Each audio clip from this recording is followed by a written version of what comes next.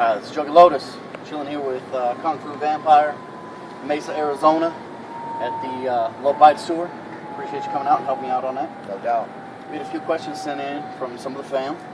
I'll mix them in here, but out front, what's the tour been like? How's it been for you? It's been great, man. It's like the whole weather has been good the whole time. We came out right before the big storms and everything, and man, we've hit over 48 cities, I think. Maybe it's going to end up being like 46, and hitting every corner and every part of the country. It's cool, man, because I booked the whole tour myself, so I got to know all the promoters and bookers and all the great people involved and all the openers and everything. It's just been a lot of work, and now we're seeing the fruits of the labor. Of course, man. And I know we missed you down in Tucson with you guys down there. Couldn't make it up here, but I definitely wanted to check you out. I got a question actually from a guy in Canada. Says he just checked you out recently, just got into your music, wasn't sure about your fan base up in Canada, but wanted to know, this is for Greg, by the way, in Brenton, Nova Scotia. Want to know if you'd ever go to Canada, do a tour up there. Man, we've been getting asked to do Canada for a couple years now.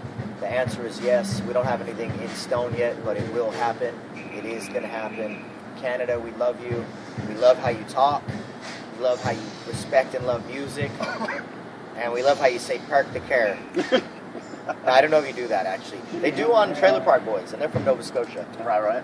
Barbecue. They say barbecue. Barbecue, of course. Yeah, Canada, we're coming. We're coming.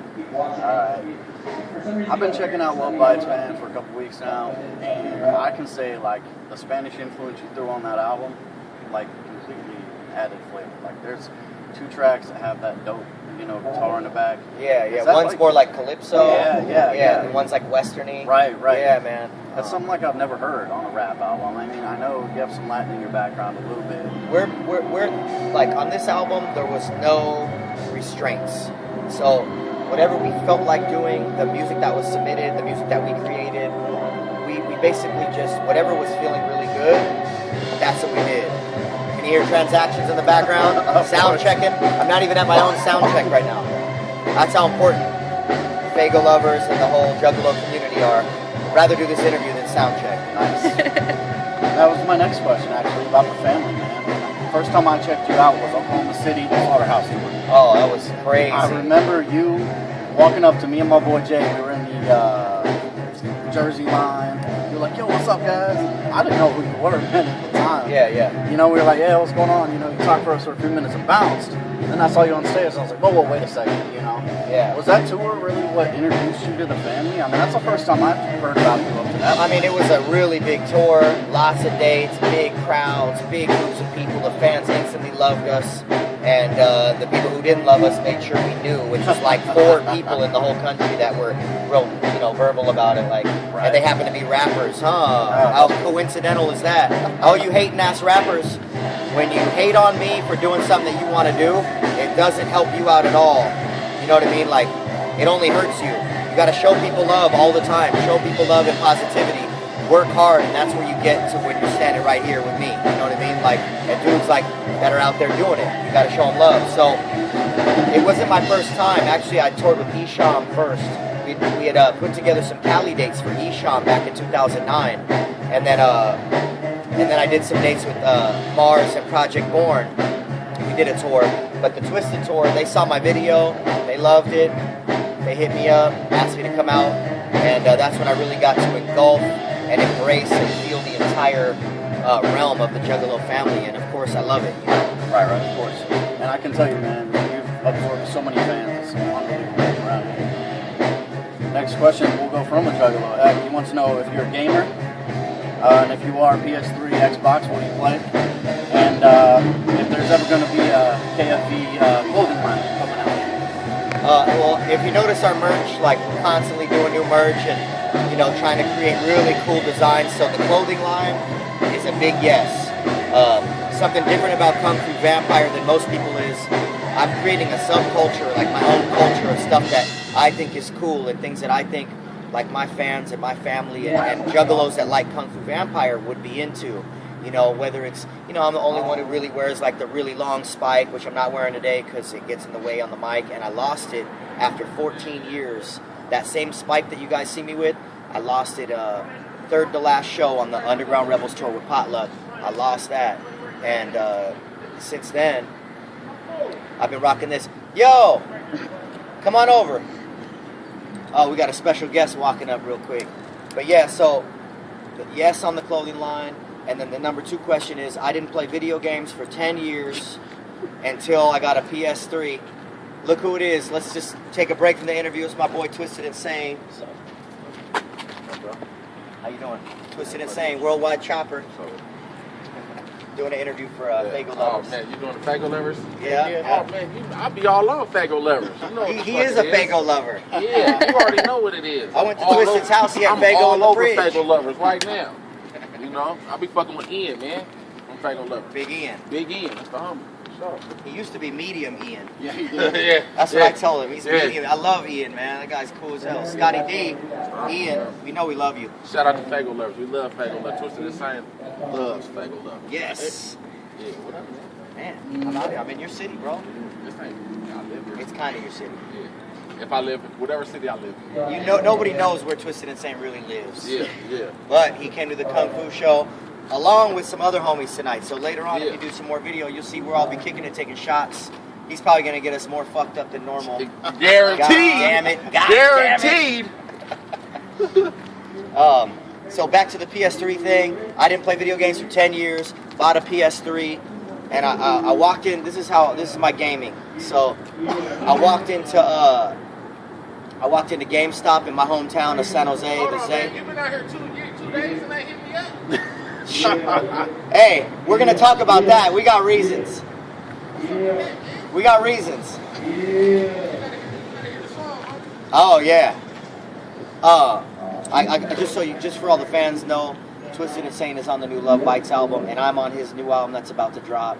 I came in when last time I was on tour here, went by his house, drove his drunk ass home in his car, 45 minutes from the venue after my show, and wrote a verse on the spot, watching snuff films, and recorded it. It was a pretty creepy, fucking weird drunk night, but it came out dope. So new Twisted Insane featuring Kung Fu Vampire coming out on his album. But I walked into GameStop to get a PS3 because I wanted the DVD player and a video game thing, and I said, "Who's the nerdiest guy here?" And this guy's like, "Well, it depends on what you mean." I was like, "You." Good one. And I go, "All right, what is the coolest game that you think I would like?" And he said, "Red Dead Redemption." And I asked him about it. I bought it, loved it, went home and played it, became a little video game fiend for a couple months, beat the game, and then my brother said, "You need to play Black Ops." So I've been playing Black Ops for 2 years now. And everybody's like, "Oh, you need to try Battlefield, you need to try..." No. I like Black Ops. My gamer name is San Jose with the R at the end. So San Hoser.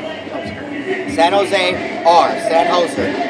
You guys could add us on there. I play Black Ops. The second I get home, I'm going to buy the new Black Ops Part 2. And once I settle in, I'll be playing gun game at night. So there's your gaming answer. Not a gamer, but I do like Black Ops. All right. Love Bites, man. A lot of great collabs on there. A lot of great featured artists on there. Yeah. Twisted Insane being one of those. Oh, hell yeah. Luck being another one. That track is dope. Yes. That's the Calypso track. Yes. Yeah. I love that track, man. Absolutely love it. In the future, man, what do you got for collabs for us? What are you looking at? I mean, any big names coming out? I'm gonna pull out the list. list. So my whole thing with collabs is I love collabing with my friends, but everybody else, it's like I don't want it to pull away from what I'm doing. Right. You know, there's a lot more work involved with getting a collab. I'd rather just, if it comes easy, then I'll do it.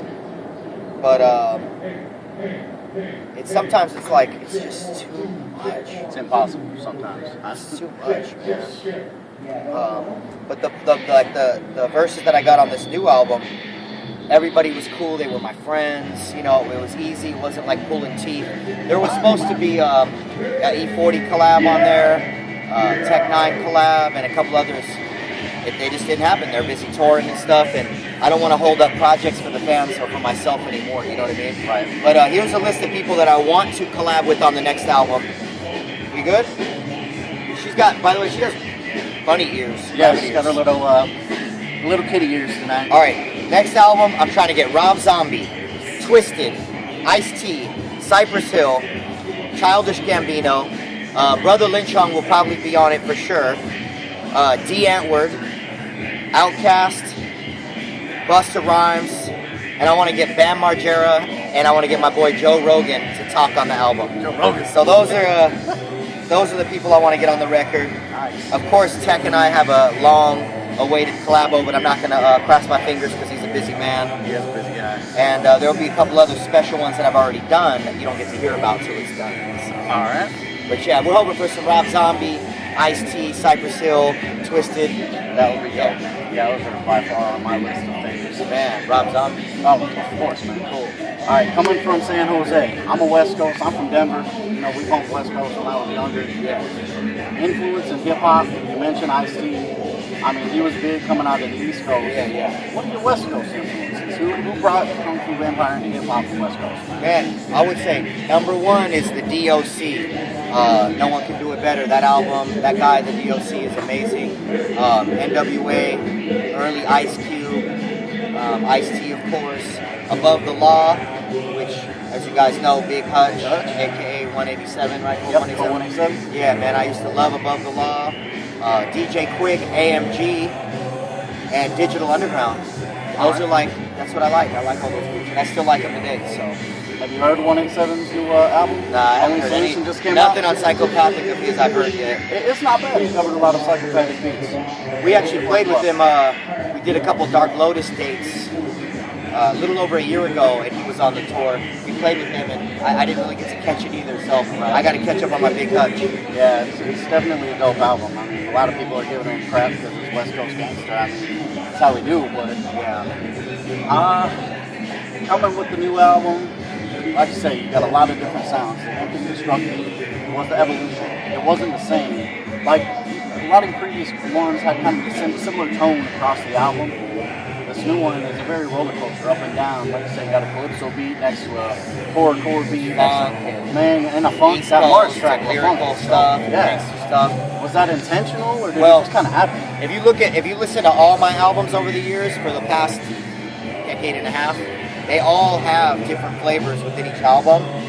And I think Dead Sexy has some different flavors, but I think the one thing that we're known for, that I'd like to be known for, is being diverse and having just a crazy way of changing my voice on songs. Right. And so you hear that a lot on Love Bites. Whereas Dead Sexy, you didn't hear it as much, but this album you really can tell, like, okay, he's all over the place. Like, people say their stuff's different styles, like we really are a bunch of different styles. So. Right, of course. With your new album, King of this Tour, Dead Sexy, like I said, hot album coming out. The Mars track On Love Bites. on Love Bites Yeah. sets apart. I mean, I've talked to Mars, worked with Mars a lot. He does a couple tracks with one of my artists. Yeah. Love working with the guy. I think he's pretty excited to be on that track because he loves the funk. that you know what track I mean? was great. And that track was produced by my buddies Will Rock, Tebow, and their group called Vicious Groove. Okay. And it's all live. It's just a completely live track. Live bass, guitar, drums, singing, keyboards, everything is live. And those guys are from the funk era. They're not dudes in their 20s and 30s. They're dudes in their 50s. And they're from the funk era. A little fun fact is my dude Tebow and Will Rock, who produced that track, they were in a group called the World Class Wrecking Crew, which was from the 80s. It was the first group Dr. Dre was ever in, and he was a dancer in that group. So it's kind of a little crazy history. You know what I mean? With I forgot my question. He's very nervous. He's very nervous, man. You make me nervous. I don't know why. He's a big fan. I am. When you get back to Cali, what's the next plan for tour? Are you going to start hitting another one? You going to do another album? Man, here is something we haven't discussed yet to the public. So all the Juggalos, all the fans, all the fang bangers, whatever the fuck you want to call yourself. This is Fago Lover exclusive. Darren Bousman, who is the director of the Saw series, Repo the Genetic Opera, 11-11-11, Devil's Carnival. He is going to be directing my next video, along with some friends of mine, Element 151 from the San Jose area and LA area. We're going to just do like 3 or 4 really dope, high level, better than Grinder type music videos. So we're going to do videos for this album, push the album, and Fago Lovers exclusive. When I get back in 2 days, I'm going to be filming. I'm going to be on this show called Oddities, San Francisco. It's on the Discovery Channel and the Sci-Fi Channel and History Channel. and they're doing an episode on me, so I'm going to be on TV. It's kind of funny, and it's the real me. It's not no acting, so it's really cool. It's if you guys don't know about Oddities San Francisco, you can look up Oddities Manhattan or New York on Netflix currently, which our show will be on Netflix as well. But they asked me to be on the show. I'm going in there to buy a huge bat for my wall, and you can check it out on Netflix. They got the New York version of the show. And basically, man, I'm just going into the store. It's like an antique store of weird, obscure, dark, messed up, trippy things. So it's perfect for me. All right. So yeah, there's a couple Vega Lover exclusives. And we have an EP that we're actually going to bang out of dope shit. He's my producer from Ukraine. His name's Tuna Beats. Produced the whole thing. So it's one producer, which we've never done that before. And the EP is called Muertos Erotica. And we haven't told anybody that title yet or anything, but Muertos Erotica is going to be a 7-song EP that we're putting out, and it will have some cool features on it, and we're going to put it out by this summer, so nice. Pretty cool. 2 more questions. First question, your stage show. Unlike any other stage show out there for a rapper, you bring live instruments. Oh, yeah. What inspired that? I mean, is it your love of that live, like, vibe? I mean, well, first of all, I started out as a bass player and a drummer, and I never really took that to that next level. You know, I was kind of an intermediate, even a beginner. Right. I mean, I could play a drum set as good or better than most people, but I'm still not an advanced drummer, but I always loved it. Right. So, when I used to see rap, I'd say, man, rap would be so much tighter if it had a band, but it didn't sound like rock. Right. Which we don't do rock rap. For everybody out there, we do not do rock rap at all. We do hip-hop with a live band. And, so it's just one of those things. So my jet just got here. It's pulling around right now. They're gonna loop around. Got the logo on it and everything. But we don't. I just always thought the karaoke thing was kind of cheesy. And I mean, rap with the DJ and the breaking and the graffiti, that's cool. But people were just popping in a CD and rapping, and to me, that just wasn't cool. So I always wanted to bring something more to hip hop. I wanted people to leave a show feeling like, wow, I just got my mind blown. You know, and that's what I think we're doing out here. And, you know, for people who don't know, man, I don't do karaoke. I don't have backing tracks with my voices on them. I sing and rap every single thing you hear live with the drummer, with the bass player. And when I get off stage, and I'm like dying, tired. So, you know, we give it 1,000,000% for the fans. We're trying to make a difference and create something different for you guys to really be proud of, man, and be able to say, you know what, check out this artist that I like, Kung Fu Vampire. He has a live band, does all his own stuff, and that's what we're bringing. Last question. It's kind of a combo question. Gathering in the Juggalos. When are we going to see Kung Fu Vampire out there? When are we going to see you on stage? There's 13 letters in Kung Fu Vampire. Yes. It's 2013. Yes. Coming So out you're going next to see year? us. We will be Nice. there. We will either be playing earlier on the main stage, or we'll have a headlining slot on the Freak Show tent. I'm just putting that out there. I'm just throwing it out. I'm just throwing it out there. All right. But yeah, we'll be at the Freak Show tent most likely. My favorite spot in the whole gathering, and we'll probably hopefully be there on Friday the 13th. That would be dope. Last question. Well, I guess the second half of that question. What do you got to say to the fans, man? What do you got to say to Juggalos? I mean, it's coming to the end of your tour. I know they've been out supporting you like mad. And what do you got to say, man? Basically, man, like, I know people have heard me say this in concert, but I'm saying it on film. You know, Juggalos have given me a new breath of air and a new kind of like, oh, there's real fans out there in the world. You know what I mean? There's real people out there that support music, that still buy CDs. A lot of people tell me, oh, you should probably just go digital. And I said, man, I like a physical CD, and so do my fans. And so I really appreciate you guys, you know, still buying the CD and supporting us and getting the physical product and coming to the show and shaking our hands, because that stuff means a lot to me.